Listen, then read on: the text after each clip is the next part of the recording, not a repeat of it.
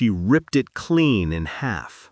The sound, that long, tearing shriek of fabric, cut through the morning like a scream. Her smirk came right after. "Guess my girls have one less competitor now," she said, tossing the ruined dress onto the tile. The sequins scattered like broken promises. For a second, I didn't move.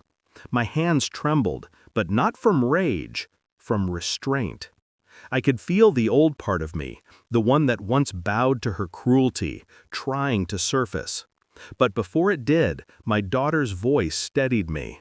"Mom," she whispered, calm, deliberate, almost amused.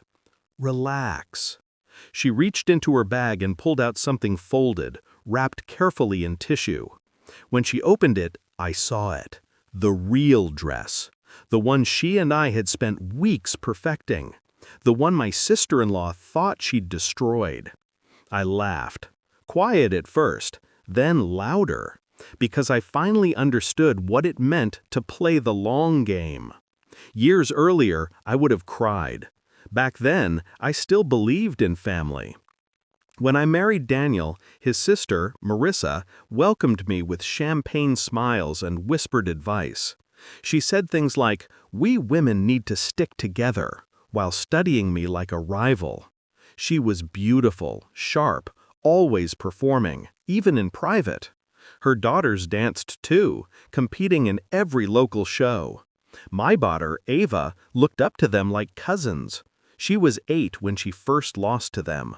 Marissa hugged me afterward, murmured, "Maybe next year." That was her rhythm, kindness wrapped around the knife. It started with small things, lost invitations, misplaced shoes, little accidents before every competition. Then, one year, her husband quietly funded the judges' gala. Her twins took home every trophy. Ava placed 5th. Daniel told me to let it go. "It's just a hobby," he said. "Don't make this a family war." So I didn't, not out loud. The shift came last spring. I overheard Marissa on the phone, not with me, but with the event coordinator.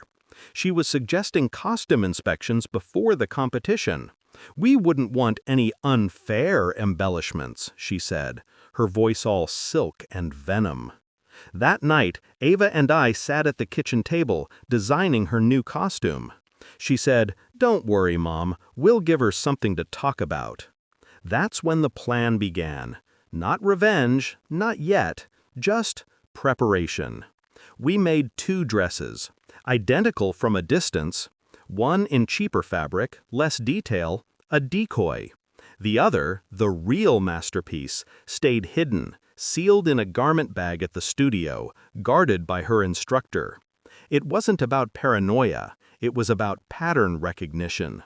Marissa always struck early, hours before a show, when the dressing rooms were chaos, when no one was watching. And she didn't disappoint. So this morning, when she arrived just to wish us luck, I already knew what she'd come for.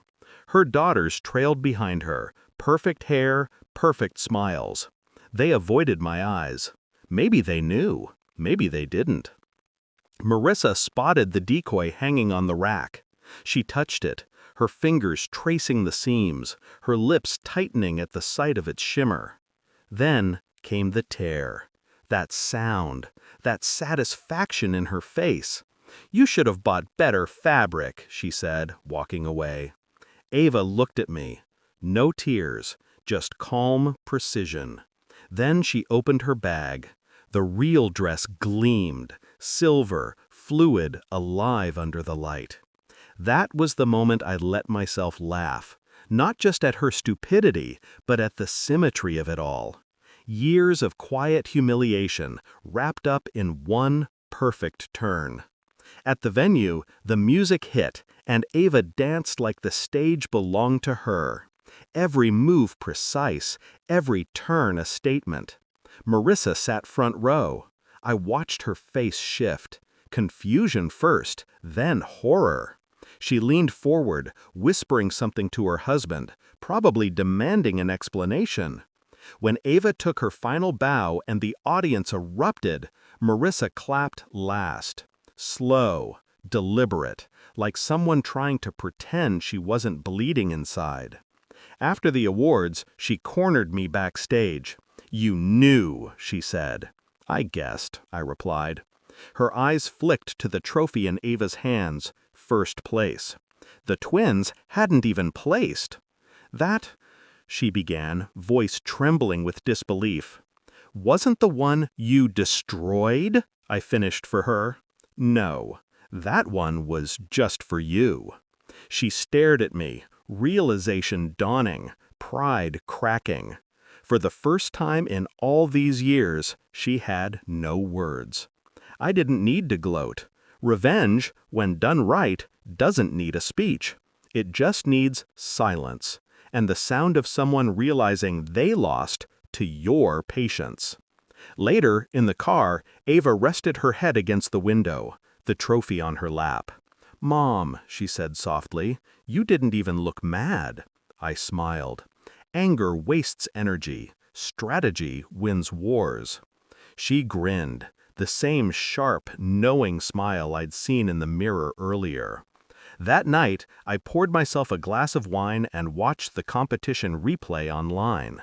The camera lingered on Marissa's expression in the audience.